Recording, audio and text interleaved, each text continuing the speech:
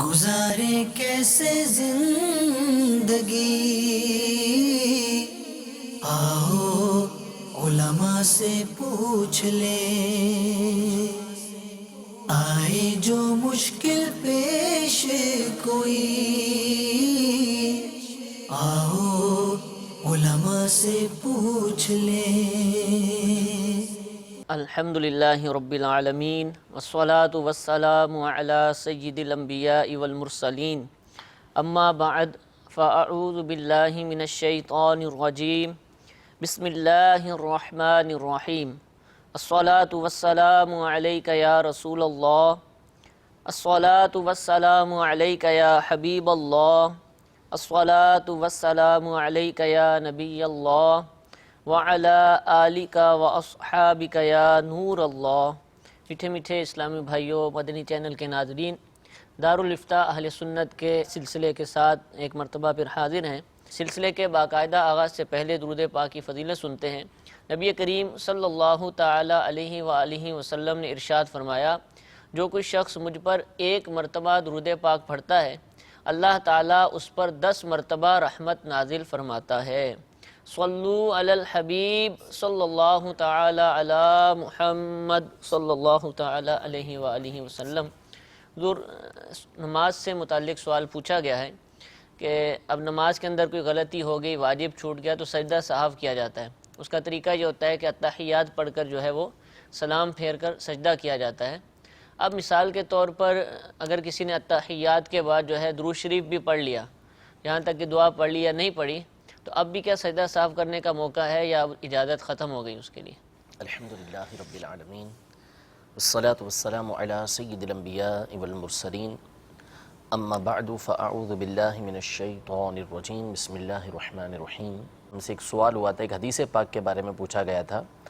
کہ نبی کریم صلی اللہ تعالی علیہ وآلہ وسلم جب معراج شریف پر تشریف لے گئے تو آسمان پر ہر فرشتے نے آپ سے یہ عرض کی کہ آپ اپنی امت کو حکم دیجئے کہ وہ حجامہ کروائیں، یعنی پشنے لگوائیں۔ حدیث پاک موجود ہے سنن ترمذی کے اندر، مسند احمد کے اندر اور دیگر کئی کتابوں کے اندر۔ یہ حدیث پاک کئی صحابہ کرام علیہم رضوان سے مروی ہے کہ نبی کریم صلی اللہ تعالی علیہ وآلہ وسلم جب معراج کے لیے تشریف لے گئے تو فرشتوں کا جو بھی گروہ جو ہے وہ آپ کے پاس سے گزرتا یا آپ کسی فرشتوں کے گروہ کے پاس سے گزرتے تو وہ لوگ عرض کرتے کہ مر امتک، کہ اپنی امت کو حکم دیجئے کہ احتجمو، ان کو حکم دیجئے کہ وہ حجامہ کروائیں۔ ٹھیک ہے۔ تو یہ حدیث پاک سنن ترمذی کے اندر، جامع ترمذی کے اندر اور دیگر کئی کتابوں کے اندر موجود ہے۔ درود پاک پڑھنے والی بات جو تھی کہ حضور، اسی سے متعلق اگر آپ اجازت دیں، حجامہ جو ہے آج کل جو مشہور طریقہ کار ہے، یہی اس کے مطابق کریں گے تو حدیث پاک پر عمل ہو جائے گا یا اس دور میں کوئی خاص طریقہ تھا، حدیثوں میں کوئی طریقہ کار بیان کیا گیا ہے؟ حدیثوں میں دیکھیں طریقہ کار تو نہیں کہیں پڑھا، لیکن یہ کہ اصل چیز تھی وہ جو زائد خون ہے ٹھیک ہے، یا دوسروں کا جو فاسد خون ہے،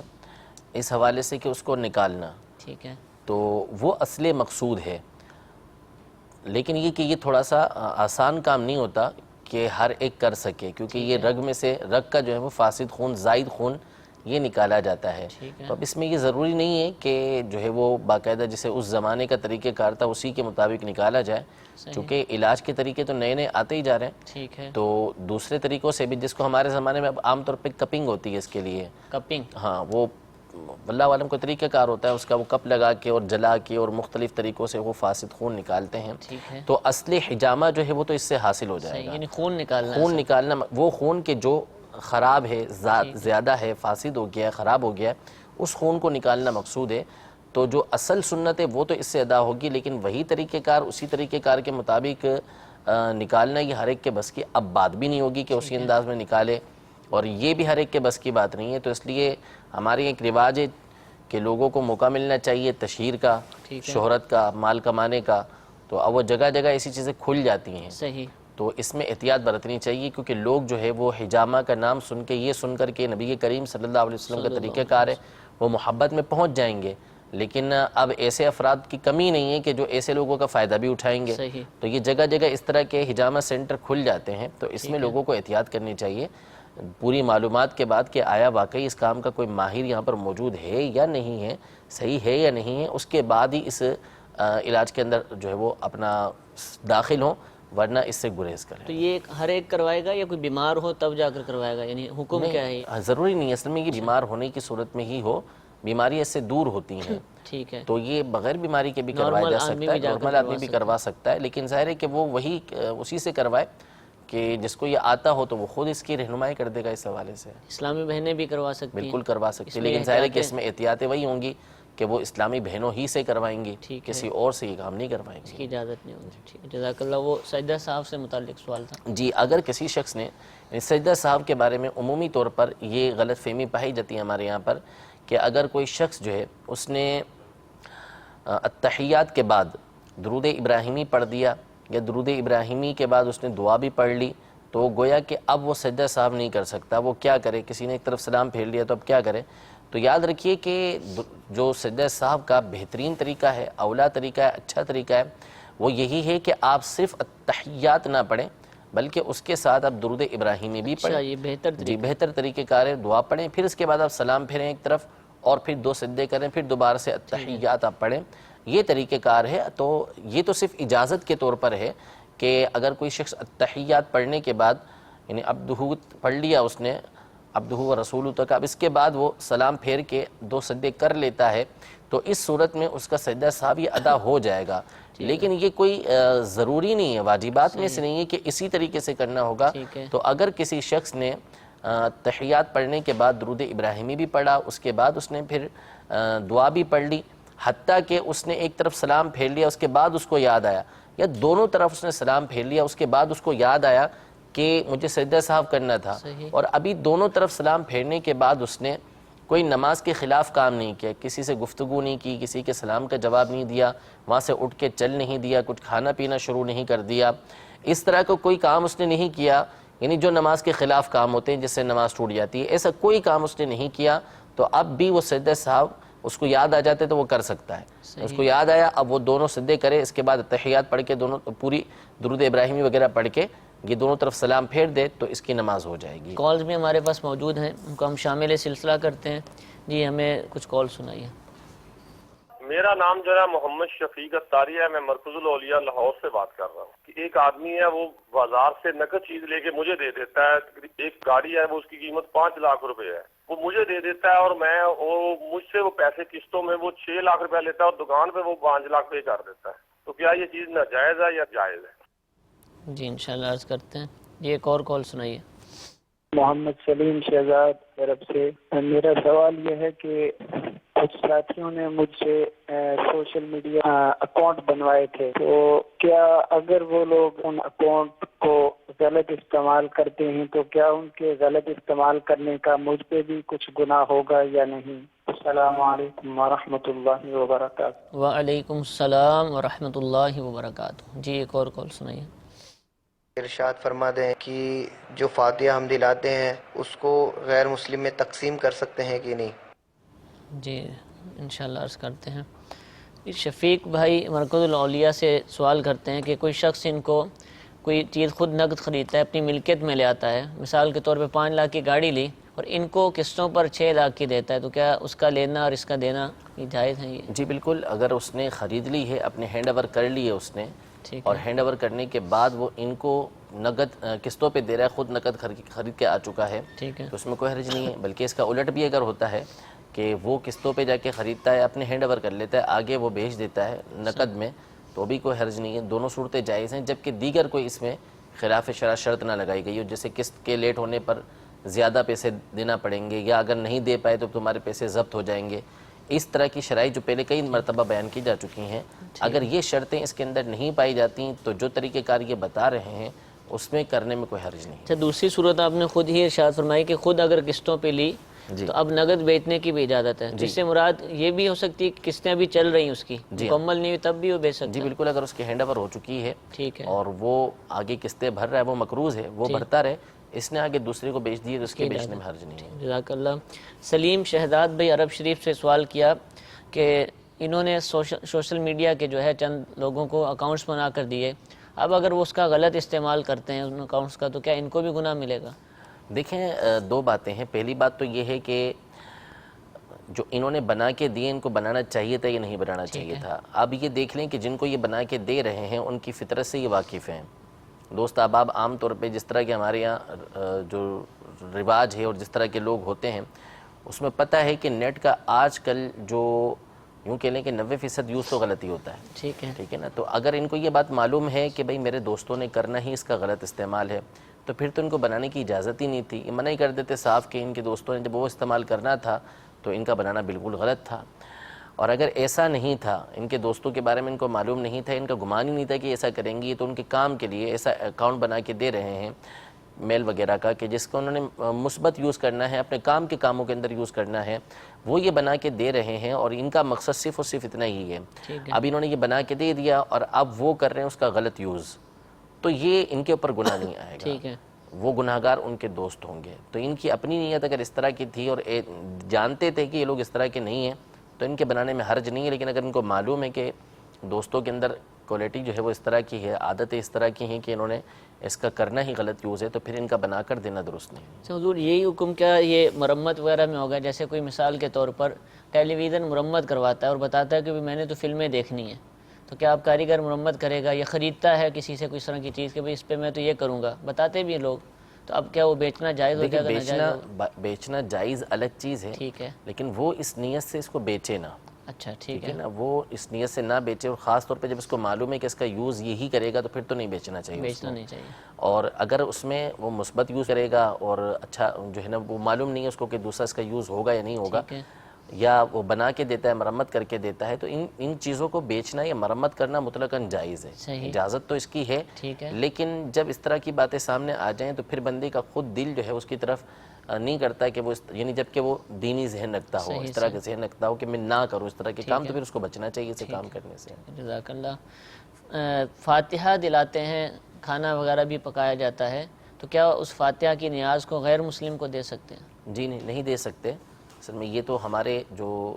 متبرک چیزیں ہوتی ہیں، تبرک والی چیزیں ہوتی ہیں، ان میں سے یہ بن جاتا ہے، تو ایسی اشیاء غیر مسلم کو دینے کی ہرگز اجازت نہیں ہے۔ ٹھیک ہے، جزاک اللہ۔ مزید کچھ کال شامل سلسلہ کرتے ہیں، جی کال سنائیے۔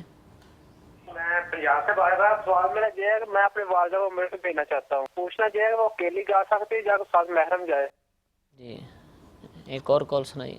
میں طاہر بات کر رہا ہوں راولپنڈی سے۔ جی میں نے پوچھنا تھا کہ جمعے والے دن 80 دفعہ درود شریف پڑھنے سے 80 سال کے گناہ معاف ہو جاتے ہیں، تو کیا جو نماز نہیں پڑھتے وہ جمعے والے دن 80 دفعہ درود پاک پڑھیں تو ان کے 80 سال کے گناہ معاف ہو جائیں گے انہیں؟ جی انشاءاللہ عرض کرتے ہیں۔ حضور والدہ کو عمرے پر بھیجنا چاہتے ہیں تو کیا وہ اکیلی جا سکتی ہیں کہ محرم کا ہونا ضروری ہے؟ والدہ چاہے 100 سال کی بھی ہوں تو بھی محرم کے بغیر نہیں جا سکتی، بوڑھیا بھی جو اکیلی شرعی نہیں جا مسافت ہے ٹھیک ہے، اس کو طے کرنے کے لیے لازمی ہے کہ عورت کے ساتھ چاہے عمرے کا معاملہ ہو چاہے کوئی اور معاملہ ہو تو اس کے لیے کسی نہ کسی محرم کا ہونا ضروری ہے، تو اکیلی والدہ کو یہ عمرے پر نہیں بھیج سکتے، ان کے ساتھ کسی محرم کو بھیجیں، یعنی ان کے بھائی یعنی ماموں کو، والد صاحب کو، یا جو ہے وہ خود جائیں،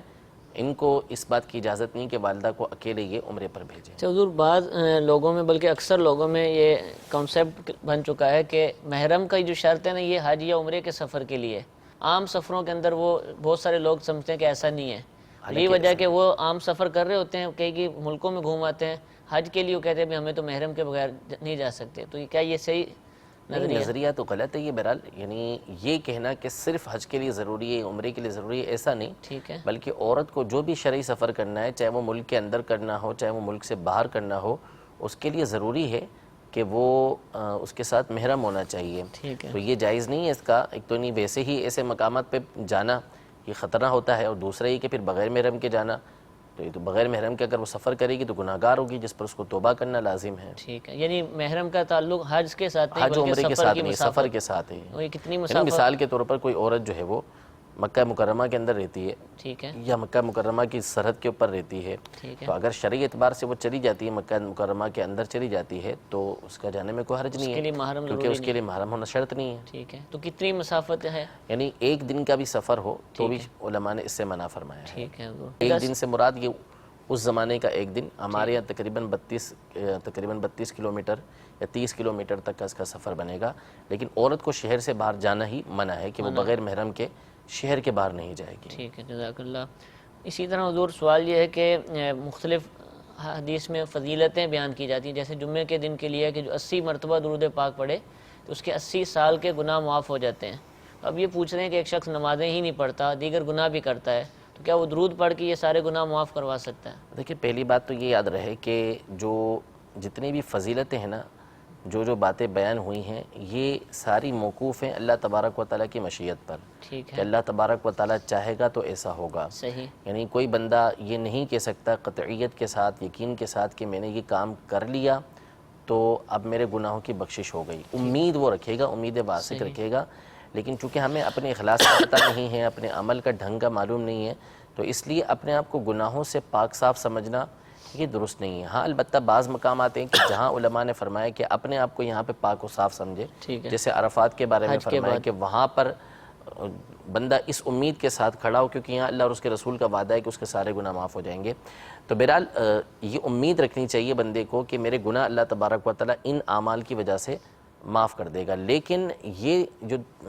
تصور باندھ لینا کہ میں گناہ کرتا رہوں اور پھر اس کے بعد یہ میں عمل کر لوں گا تو میرے گناہ معاف ہو جائیں گے، یہ درست نہیں ہے، کیونکہ اس میں دوسری چیز جو ہے نا وہ اس کے اوپر ہے کہ بندے کا ایمان سلامت رہے گا یا نہیں رہے گا۔ اگر بندے کا ایمان سلامت رہے گا تو یہ اعمال اس کے لیے مفید ہوں گے، اس کے لیے فائدہ مند ہوں گے، اور اگر اس کا نعوذ باللہ ایمان برباد ہو گیا، معاذ اللہ ایمان برباد ہو گیا، تو اب جو ہے نا اس بات کا سخت خطرہ ہے کہ یعنی ایمان برباد ہو گیا تو سیدھی سی بات ہے کہ یہ چیزیں اس کے لیے مفید ہوں گی نہیں، فائدہ مند ہوں گی نہیں۔ تو درود پاک پڑھنا یا کوئی بھی عمل کرنا، اس میں جو شرط ہوگی قیامت کے دن اس کے مفید ہونے کی یہی ہوگی کہ بندہ ایمان سلامت لے کر جائے، اور گناہوں کی سب سے بڑی نحوست یہ ہے کہ اس سے ایمان ضائع ہو سکتا ہے، اندیشہ ہوتا ہے کہ بندے کا ایمان یہ ضائع ہو جائے۔ تیسری بات یہ کہ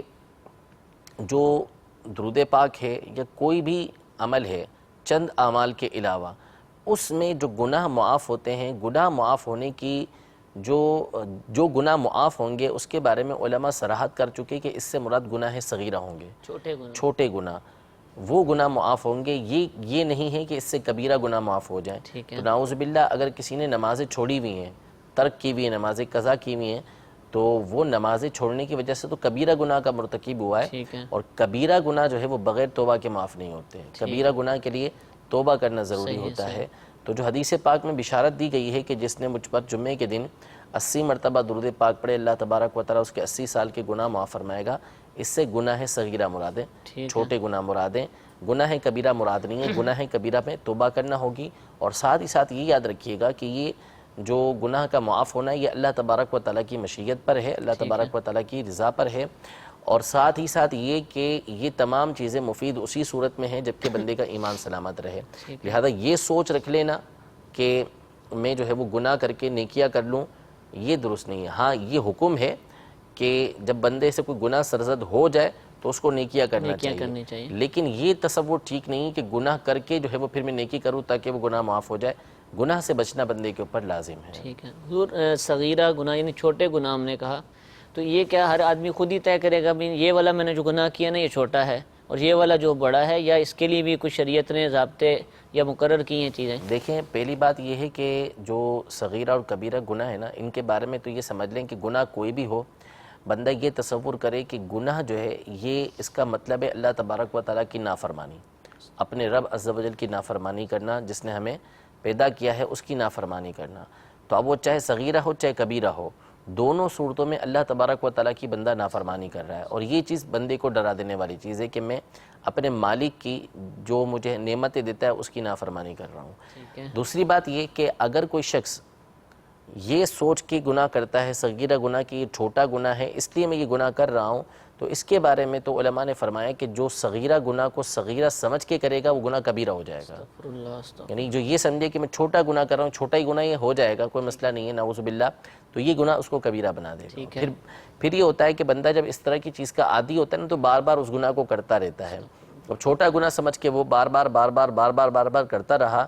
تو یہ حدیث پاک میں ارشاد فرمایا کہ لا صغیرۃ مع الاصرار،